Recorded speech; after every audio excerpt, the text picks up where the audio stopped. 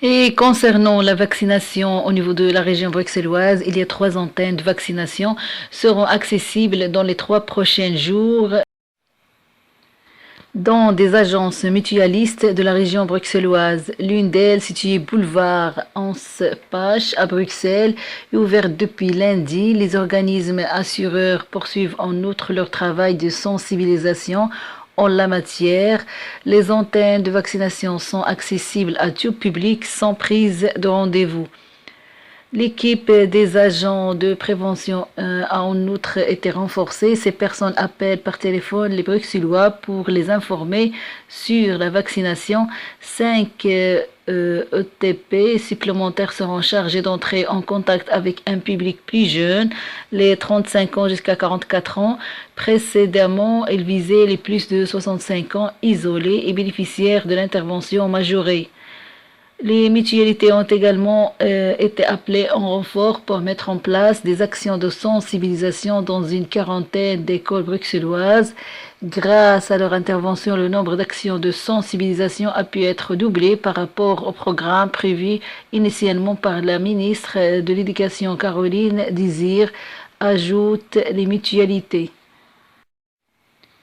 Et pour les terrasses, le gouvernement bruxellois a donné jeudi son feu vert à la prolongation jusqu'au 15 janvier prochain de la dispense de permis d'urbanisme pour les terrasses temporaires autorisées dans le cadre de coronavirus. Passé cette date, ils devront être démantelés. À titre exceptionnel, les exploitants de terrasses qui répondent aux normes de qualité peuvent toutefois demander une dérogation à la commune et maintenir leurs terrasses jusqu'à fin 2022, ont annoncé jeudi les secrétaires d'État à l'urbanisme Pascal Smet et à la transition économique Barbara Tracht. Dans la capitale, de nombreuses terrasses ont fait leur apparition un peu partout il y a quelques mois à l'initiative de Pascal Smet et de Barbara Tracht. Cela a permis aux entrepreneurs de l'Orica de placer un équipement de ce type dans l'espace public entre le 1er avril et le 31 octobre sans avoir à obtenir un permis d'urbanisme pour autant que la terrasse respecte quelques exigences de base. Cette règle est à présent prolongée jusqu'au 15 janvier 2022. Et pour le Covid Safety Kit, à partir de ce vendredi 15 octobre, le Covid Safety Kit élargi est d'application en région bruxelloise pour se rendre dans différents lieux et à divers événements. Approuvé la semaine dernière par le Parlement bruxellois, le Covid Safety Kit est instauré pour une durée de 3 mois jusqu'au 15 janvier 2022. Donc, le Covid Safety Kit version belge du certificat sanitaire européen vise à protéger la santé des citoyens et citoyennes à l'heure que les indicateurs de l'épidémie restent élevés à Bruxelles. Son but est aussi maintenir ou relancer la vie économique et sociale, plusieurs secteurs ayant été fortement affectés par la crise. Pour rappel, le Covid Safety Kit est obligatoire à partir de 16 ans dans l'ORECA sauf à l'extérieur, les dancing et les discothèques, les clubs de sport et les fitness hors cadre scolaire, les foires commerciales et congrès, les structures appartenant au secteur culturel, festif et récréatif, ainsi que les établissements pour personnes vulnérables. Le Covid Safety Kit sera par ailleurs exigé dès 12 ans pour participer à un événement de masse à partir de 50 personnes en intérieur et 200 personnes à l'extérieur et dans des établissements de soins bruxellois, maisons de repos et de soins et lors de visites de patients hospitalisés. En dessous des jauges fixées, l'organisateur de l'événement a le choix d'instaurer le Covid Safety Kit ou non. Le Covid Safety Kit ne peut en revanche pas être demandé alors dans la sphère privée, les services de transport public, les activités éducatives, le lieu de travail, les magasins et centres commerciaux. Pour obtenir le précieux sésame, il faut disposer d'un certificat soit de vaccination complète datant de plus de 13 jours, soit de rétablissement remontant à moins de 180 jours, ou encore détenir un test de dépistage négatif moins de 48 heures pour un PCR et moins de 24 heures pour un antigénique. Tous les certificats sont téléchargeables via l'application covidsave.be ou via le site Ma Santé Sur demande, le certificat de vaccination peut être envoyé via la poste en appelant le centre d'appel au 02 214 19 19. Le Covid Safety Kit est instauré pour 3 mois, du 15 octobre 2021 au 15 janvier 2022. Concernant les sanctions, si ce document n'est pas en ordre ou en cas de refus d'un visiteur client de se soumettre au contrôle d'identité, l'exploitant ou l'organisateur a le droit de refuser l'accès à la personne en question et de faire appel aux forces de l'ordre si nécessaire. En cas d'infraction, les sanctions pénales peuvent aller de 50 à 500 euros pour les visiteurs et de 50 à 2500 euros pour les organisateurs. Une réévaluation sera toutefois effectuée tous les mois en fonction de la situation épidémiologique et si cette dernière l'exige, le Covid Safety Kit sera prolongé. C'est à l'exploitant ou l'organisateur de l'événement de contrôler le Covid Safety Kit. Et concernant les élèves à la commune Saint-Gilles, à la suite de plusieurs pannes de chauffage, la commune de Saint-Gilles a annoncé qu'elle relocalisera 10 classes d'une école primaire dans d'autres écoles des alentours.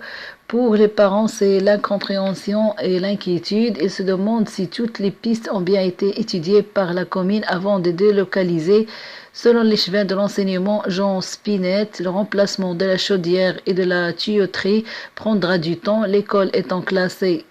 La commune souhaite faire appel à des expertises afin de s'assurer que la rénovation est conforme au fonctionnement du bâtiment actuel. Finalement, il a été décidé que les élèves ne seront relocalisés qu'en cas de dernier recours. Et concernant le personnel Lidl, toujours en grève, voici la liste des magasins impactés ce vendredi. De nombreux magasins Lidl sont encore fermés ce vendredi en raison de conflits sociaux qui touchent l'entreprise. La situation est comparable à celle de jeudi et de mercredi, journée lors desquelles une centaine de succursales avaient été touchées par le mouvement de grève selon la direction et le syndicat CNE. Le mouvement contestataire ne faiblit pas. Depuis mercredi, environ un tiers des magasins Lidl du pays sont fermés en raison d'un conflit social qui touche l'entreprise. Les syndicats et la direction de Lidl se retrouveront autour de la table lundi, confirme le porte-parole de l'entreprise, Julien Mathieu, qui assure maintenant le dialogue social avec le personnel. L'objectif de cette nouvelle concertation est d'aboutir à un accord concernant la charge du travail pour les employés. Vers une grève généralisée ce samedi, ce vendredi, une centaine de magasins ont donc encore fermé à travers tout le pays. Des actions spontanées de la part du personnel qui n'en peut plus. Ce vendredi, une centaine de magasins sont donc encore fermés à travers tout le pays. Des actions spontanées de la part du personnel qui n'en peut plus des conditions de travail, explique Stani Hermans du syndicat CNE. Et enfin, de garder la pression sur la direction jusqu'aux négociations de lundi. Les syndicats prévoient une action commune ce samedi en fermant l'entièreté des Lidl du pays, soit environ 300 magasins. Un geste significatif et une pression supplémentaire pour que la direction se rende compte, ajoute Stani Hermans. En grève depuis mercredi, que ce soit en Flandre, en Wallonie ou à Bruxelles, le personnel Lidl manifeste son mécontentement, mais quelles sont leurs revendications? Le personnel demande des meilleures conditions de travail, notamment plus de mains dans les magasins qui puissent les aider et pas de manière sporadique, précise Stani Hermans du CNE. Pour le moment, face à la contestation qui dure depuis un moment déjà, Lidl a engagé des intérimaires, explique Stani Hermans, une solution de courte durée qui n'est pas d'une grande aide pour le personnel de chez Lidl, puisque les intérimaires ne reçoivent pas les formations nécessaires. Le personnel et les syndicats attendent donc un signe de la direction, une solution structurelle de longue durée qui amènerait à une résolution concrète pour l'augmentation des heures, explique la CNE. Les magasins fermés ce vendredi, Braine-l'Alleud, Rhodes-Saint-Genèse, Gouillé, Marcinelle, Charleroi, deux magasins d'Andelert, deux magasins de Molenbeek, Monceau, Floris, Châtelet, Châtellino, Jurbise, Djemabès et plusieurs d'autres dans plusieurs régions en Belgique. Et concernant le coronavirus, il y a la hausse de contamination pourrait encore s'accélérer selon un virologue Van Gogh.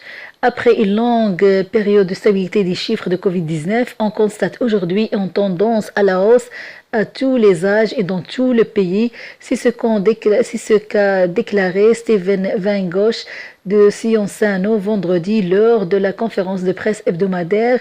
Il s'attend à ce que l'augmentation s'accélère dans les semaines à venir. Comment explique-t-on cette hausse? L'assouplissement des règles combinées au climat automnal. Ces derniers jours, nous avons eu entre 3 000 à 4 000 contaminations par jour. Plus de 50% des tests sont positifs, a-t-il précisé. L'augmentation est globale, mais c'est surtout en Flandre occidentale, plus de 62%, et dans le Limbourg, plus de 69%. À noter que ces deux régions avaient le taux le plus faible de contamination ces dernières semaines. Non seulement le nombre d'infections, mais aussi le nombre d'admissions à l'hôpital, il y a une augmentation de 5% et le nombre de décès, augmentation de 47%, sont en hausse. Le taux de reproduction du virus atteint lui 1,06, ce qui signifie que le virus circule à nouveau davantage. Plus il circule, plus le risque d'une hausse importante de contamination augmente. Mais le vaccin offre toujours une bonne protection contre une hospitalisation et cette protection ne diminue pas pour l'instant, rassure Van Gogh. Les chiffres, alors entre le 5 et le 11 octobre, une moyenne de 2277 personnes ont été contaminées chaque jour par le Covid-19 selon les chiffres de l'Institut de santé publique Cienzano publiés vendredi. Il s'agit d'une hausse de 19% par rapport à la semaine précédente. Entre le 8 et le 14 octobre, 60,4 admissions quotidiennes à l'hôpital de patients atteints du coronavirus ont également été enregistrées, en augmentation de 5% par rapport à la période de référence précédente. Au total, 790 personnes infectées sont hospitalisées, dont 192 traitées en soins intensifs. Du 5 au 11 octobre, près de 11 personnes, 10,7 sont décédées par jour en moyenne des suites de virus, en augmentation de 47% par rapport à la période du 7 jours précédente.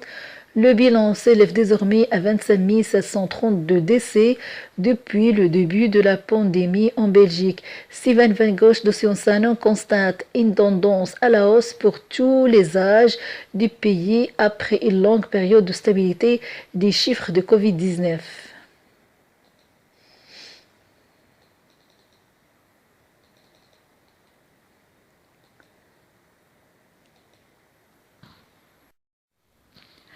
Et concernant le Covid Safety Kit, une fraude au Covid Safety Kit dans les centres de vaccination, s'il attrape le Covid, la prise en charge ne sera pas du tout adaptée. Nous vous parlions précédemment de faux pas sanitaires qui circulent. D'autres types de fraudes ont aussi été signalés, et notamment à l'intérieur même des centres de vaccination. Des citoyens s'y présentent, se font enregistrer puis s'en vont sans s'être fait vacciner. À chaque fois, les mêmes scénarios, les candidats à la vaccination s'enregistrent à l'accueil et rejoignent la salle de surveillance sans passer par les cabinets d'injection. Les fraudeurs, rapidement débusqués, ont depuis trouvé d'autres techniques. Autre possibilité, ce sont des gens qui soudoient tout simplement un infirmier pour attester de leur vaccination sans s'être fait vacciner. Souligne Dominique Henrion, coordinateur Covid pour les médecins namurois. En s'enregistrant l'acte de vaccination anticipé administrativement, en clair, pas besoin de dose pour être reconnu vacciné aux yeux de l'État. Pour contrer cette fraude, des vérifications supplémentaires sont menées le long du parcours. Dans le centre de vaccination de Bouge, près de Namur, 3 tentatives ont été répertoriées rien que la semaine dernière. Au moment où on veut les vacciner, ils demandent pour sortir, pour aller aux toilettes, pour aller téléphoner, et puis ils ne reviennent pas en espérant qu'ils soient inscrits sans avoir reçu la dose, explique Frédéric Muller, directeur du centre de vaccination à la clinique Saint-Luc à Bouges. Ce sont des comportements dangereux pour les fraudeurs, mais aussi pour les autres personnes. S'ils ne sont pas réellement vaccinés et qu'ils attrapent le Covid, la prise en charge ne va pas du tout être adaptée. Ensuite, au niveau du Covid Safety Kit, des gens non vaccinés qui vont présenter un faux Covid Safety Kit, s'ils sont contaminés, ils vont potentiellement déclencher un cluster géant. Mais en garde Dominique Henrion, coordinateur Covid pour les médecins namurois. La pratique se développe depuis l'imposition de passes sanitaires dans de nombreux lieux publics. Il a été saisi par le parquet. Les fraudeurs seront poursuivis pour faux en informatique. Ils risquent de 6 mois à 5 ans de prison et une amende pouvant aller jusqu'à 800 000 euros. Et concernant l'enseignement pour la Fédération Wallonie-Bruxelles, il y aura une réforme de calendrier scolaire et voici le changement sur les congés. La réforme des rythmes scolaires avance. Le gouvernement de la Fédération Wallonie-Bruxelles a approuvé jeudi en première lecture l'avant-projet de décret réformant les rythmes scolaires annuels dans l'enseignement obligatoire. Cette forme doit s'appliquer à partir de la rentrée scolaire de septembre 2022. Normalement, donc, sauf énorme surprise, la prochaine année scolaire débutera le lundi 29 août 2022 et se terminera le premier vendredi de juillet. Cette réorganisation consiste pour mémoire à alterner des périodes de 7 semaines d'apprentissage avec des périodes de 2 semaines de congé à la Toussaint, Noël, Carnaval et Pâques. La réforme prévoit aussi de faire commencer l'année scolaire non plus le 1er septembre mais dès le dernier lundi d'août. Celle-ci ne s'achèvera plus le 30 juin mais à chaque fois le premier vendredi du mois de juillet. L'avant-projet de décret a été approuvé en première lecture par le gouvernement de la Fédération Wallonie-Bruxelles. Il y a du changement pour le congé de Toussaint, Noël, Carnaval et Pâques. Et concernant le secrétaire d'État à l'asile et à l'immigration, Sami Mehdi, après une hausse des demandes d'asile en septembre, il a décidé de mettre en place une série de mesures pour contrôler cet afflux. Le cap de 3000 demandes d'asile a été dépassé au mois de septembre. 3089 personnes se sont présentées au Petit Château le mois dernier, annonce le cabinet du secrétaire d'État à l'asile et à l'immigration. Sami Mehdi, dans un communiqué, ce nombre s'explique par un flux important d'Afghans en danger dans leur pays. Cela a à voir avec l'opération de Red Kit au cours de laquelle des Afghans en danger et mines avec leurs familles ont été secourus. Ceci en raison de leur activité pour les organisations occidentales, l'armée ou parce qu'ils se sont battus pour les droits des femmes et les droits de l'homme. Cette tendance à la hausse s'observe dans toute l'Union européenne. 1121 Afghans ont demandé l'asile en septembre 2021. Par ailleurs, 237 personnes sont arrivées par le biais des engagements internationaux en matière de réinstallation.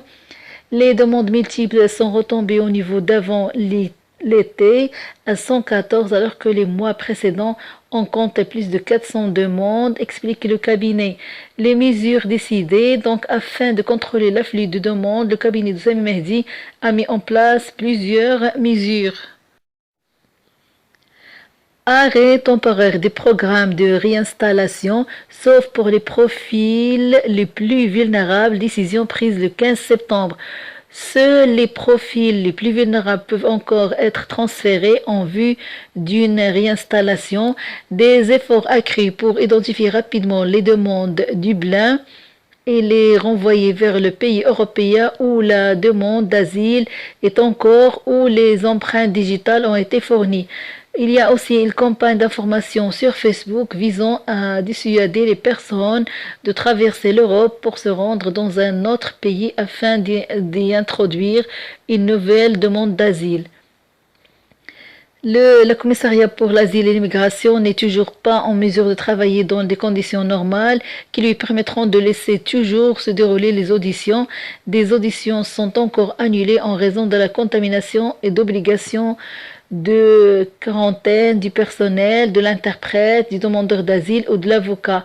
Il en résulte un arriéré de travail et le traitement des dossiers prend plus de temps. Le commissariat d'asile et de migration fait tout ce qui est en son pouvoir pour éliminer cet arriéré afin de donner une réponse aux personnes et de soulager la pression sur le système d'accueil, précise le communiqué.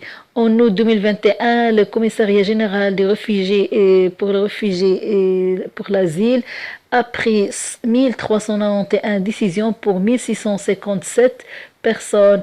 En septembre 2021, 1459 décisions ont été prises pour 1783 personnes.